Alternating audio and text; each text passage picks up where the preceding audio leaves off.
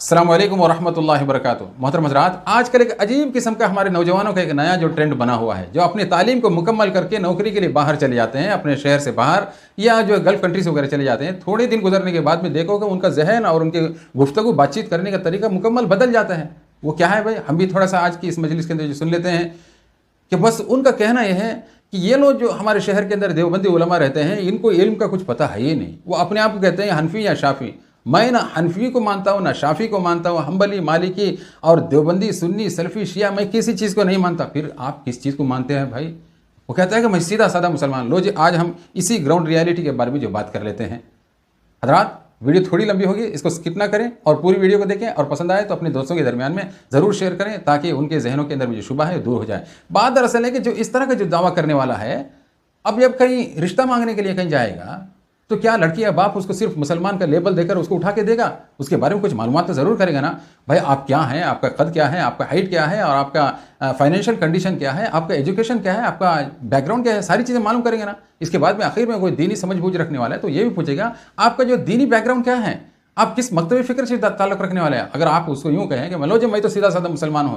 हज़रत मुफ्ती तारिक मसूद साहब जो एक फेमस इस्लामिक स्कॉलर हैं, हज़रत फरमाते हैं जो इस तरह की जो बात करने वाला होगा तो लड़की या बाप क्या करेगा, उसको पतली गली से भगाएगा। भाई दाल में कुछ काला है, ये तो अपने बारे में कुछ बोलता ही नहीं। और जबकि हमारा जो है बैकग्राउंड, दीनी बैकग्राउंड जो है ये चीज़ों का है, हम कैसे जो इस तरीके जो बोलने वाले को लड़की दे सकते हैं, ये हमें सही नहीं लग रहा है।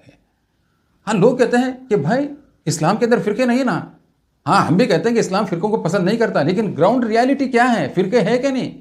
कि जो हदीस की जो मशहूर जो किताब है सिहाह सित्ता में से तिरमिज़ी शरीफ है, हदीस नंबर 2641, अब्दुल्लाह इब्न उमर रज़ी अल्लाह तआला की हदीस है। आप फरमाते हैं कि आप सल्लल्लाहु अलैहि वसल्लम ने फरमाया कि मेरी उम्मत के 73 यानी 73 फ़िरके होंगे, सारे के सारे जहन्नम में सिवाय एक के। तो आप सल्लल्लाहु अलैहि वसल्लम से मालूम किया गया वो एक फ़िरका जो जन्नत में जाने वाला कौन सा है? तो आपने फरमाया मा अना अलैहि व अस्हाबी, जिस तरीके पर मैं हूँ और मेरे सहाबा इकराम रज़ी अल्लाह तआला अन्हुम अजमईन हैं।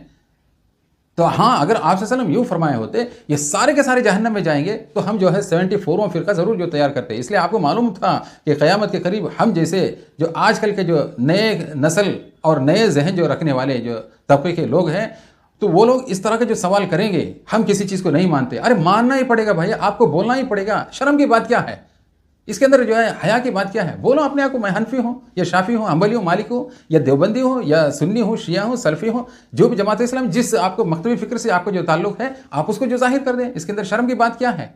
इसलिए हज़रत मुफ्ती तारिक मसूद साहब फरमाते हैं कि जो इस तरह की बातें जो सोशल मीडिया के अंदर करते रहते हैं कि ये फ़िरका वर्का कुछ भी नहीं है, हम सीधे साधे मुसलमान हैं, ये अपने मंजन को जो बेच रहे हैं, इसके अलावा कुछ भी नहीं है। ग्राउंड रियलिटी क्या है? फ़िरके हैं, नहीं करके नहीं। हर फ़िरका अपने आप को यूँ कहे कि मेरा कुरान और हदीस से मेरा जो ताल्लुक़ है।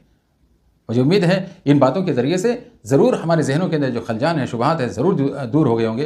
दुआ फरमाएं कि अल्लाह तबारक व तआला हम तमाम को उसकी मर्ज़ियात के मुताबिक जीना और मरना अपने फज़ल करम से आसान फरमाएं। हज़रात, अगर आपको ये वीडियो पसंद आए, सामने अपने दोस्तों में ज़रूर इसको शेयर करें। जज़ाकल्लाह।